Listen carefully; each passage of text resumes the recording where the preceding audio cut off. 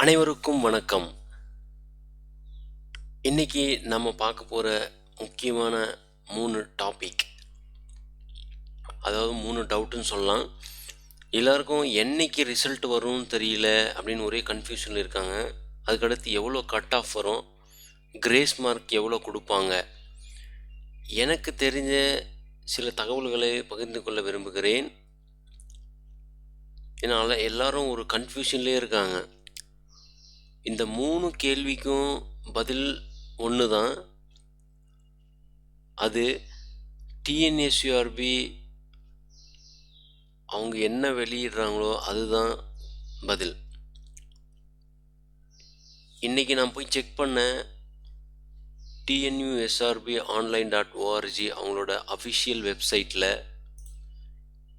எந்த அப்டேட்டும் இல்லை. கடைசி அவங்க அப்லோட் பண்ணது ப்ரிலிமினரி ஆன்சர் கீ. ஸோ உங்களுக்கு ஏதாவது டவுட் இருந்தால், ஏதாவது அப்டேட் வந்திருக்கா இல்லையா அப்படின்னு செக் பண்ணணுன்னா நீங்கள் இந்த வெப்சைட்டில் போய் டைரெக்டாக பார்த்துங்க. இது official website TNUSRB online.org. Link description பாக்ஸில் கொடுத்துருக்கேன், யூஸ் பண்ணிக்கோங்க. அதுக்கடுத்து ரிசல்ட் டேட் என்றைக்கு வரும் அப்படின்றது இன்னும் அனௌன்ஸ்மெண்ட் கொடுக்கல. அனௌன்ஸ்மெண்ட் வந்த உடனே நாங்கள் எங்கள் சேனலில் போடுறோம். ஸோ நீங்கள் சப்ஸ்கிரைப் பண்ணி வச்சுக்கிட்டிங்கன்னா எல்லா தகவல்களும் உங்களுக்கு உடனடியாக நோட்டிஃபிகேஷன் வந்துடும். அதுக்கடுத்து கட் ஆஃப் மார்க்ஸ் எவ்வளோ வரும் அப்படின்றது ரிசல்ட் வந்ததுக்கப்புறம் தான் தெரியும். ஸோ எல்லோரும் பயிற்சி எடுத்துக்கிட்டே இருங்க. ரன்னிங் போகிறவங்க நார்மலாக காலையிலையோ ஈவினிங்கோ ஒரு டச்சிலே இருங்க. உங்களுக்கு தெரியும் எப்படி எழுதிருக்கீங்க அப்படின்னு சொல்லிட்டு. ஸோ அதை பேஸ் பண்ணி நம்ம கடைசி நேரத்தில் அடிச்சிடலாம் அப்படின்லாம் நினைக்காதீங்க. நல்லா புரிஞ்சுக்கிங்க. இப்போ ரிட்டன் டெஸ்ட்டுன்னா முன்னாடி நாள் நைட் ஃபுல்லாக படிச்சுட்டு போய் கூட காலையில் உட்காந்து ஏதோ ஒன்று அடிச்சிடலாம், லக் இருந்தால். ஆனால் ஃபிசிக்கல் அது மாதிரி கிடையாது. ஸோ டெய்லியும் லைட்டாக ப்ராக்டிஸ் பண்ணிகிட்டே இருங்க.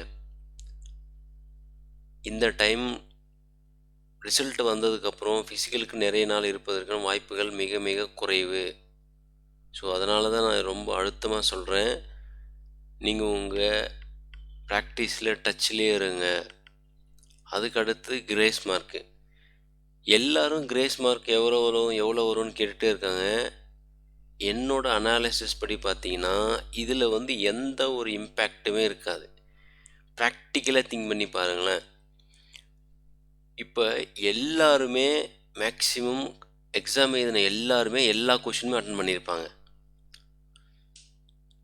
இப்போ ஒரு எடுத்துக்காட்டாக 5 மார்க்கோ இல்லை 6 மார்க்கோ கிரேஸ் மார்க் கொடுக்குறாங்கன்னு வச்சுக்கோமே.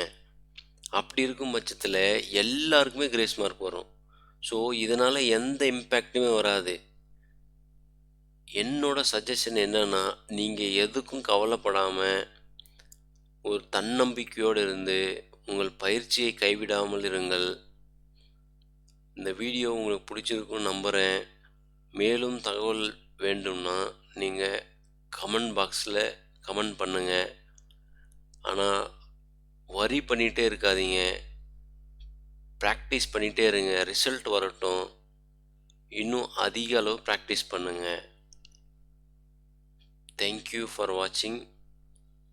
அடுத்த ஒரு வீடியோவில் சந்திப்போம்.